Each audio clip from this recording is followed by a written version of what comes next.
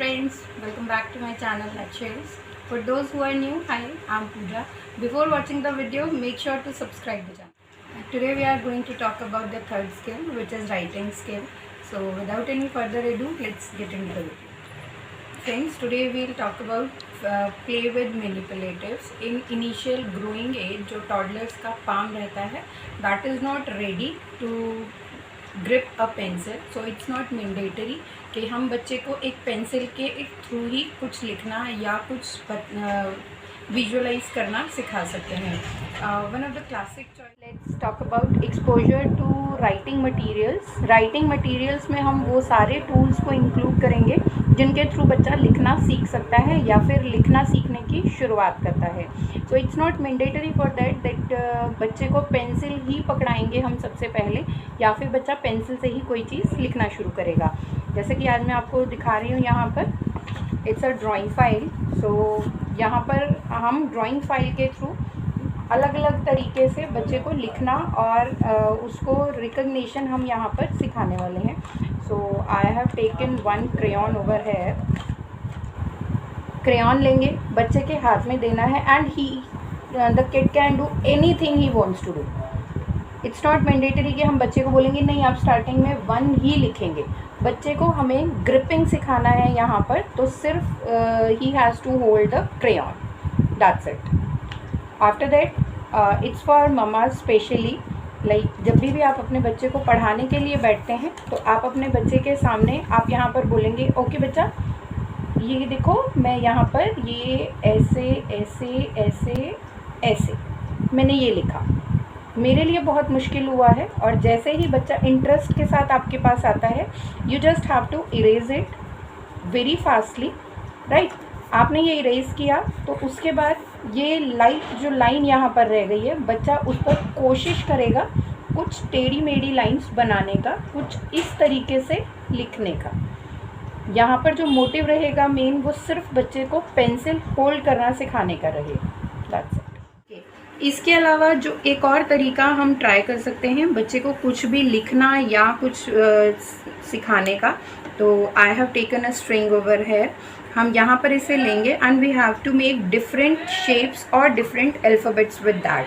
Like मैंने यहाँ पर बनाया है. इनिशियली हम क्या सिखाते हैं बच्चे को, one standing line. So I have taken a string and I have made one standing line. इसी को हम थोड़ा सा टर्न कर देंगे यहाँ पर, तो इट्स अ कर्व, राइट. इसको थोड़ा सा हमने और शेप में दे दिया, then it's a A. Okay, that's it. इसके अलावा जो और चीज़ें हम यहाँ पर इस्तेमाल कर सकते हैं लिखने के लिए, that I have taken carrom coins over here. हम यहाँ पर इन्हें इस तरीके से रखेंगे. हमने बनाया यहाँ पर standing line, one straight line. Same चीज़ हम यहाँ पर बच्चों को करने के लिए बोलेंगे. अगर बच्चे ने इसे इस तरीके से रखा है, no need to shout on him, we just have to say नहीं बच्चा आप इसे इस तरीके से करके दिखाओ, तो बच्चा अपने आप इसे इस वे में करेगा.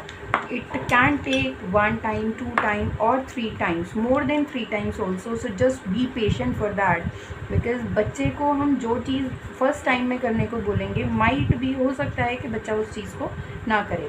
अगर मैं पेंसिल होल्डिंग की एक्टिविटी की बात करूं, जो मैंने आपको भी बोला था कि we have to do this, we have to write one over here, उसके बाद बच्चा करेगा. तो some of the kiddos are ready at the age of 2, जो रिकग्नाइज करते हैं वर्ड्स को, जो कोशिश करते हैं नए वर्ड्स को लिखने की.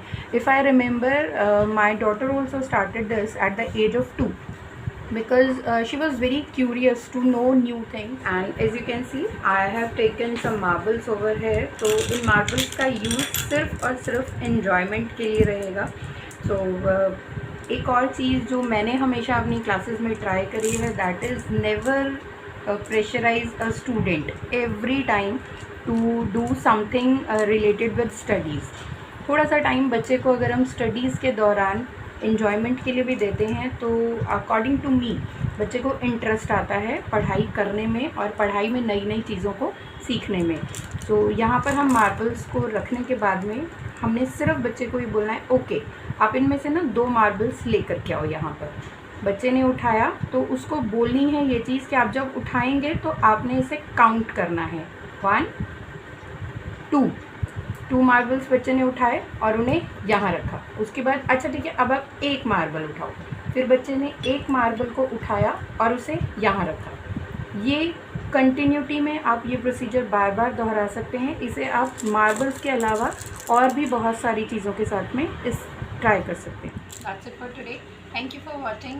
Make sure to like the video, subscribe the channel and don't forget to hit the bell icon.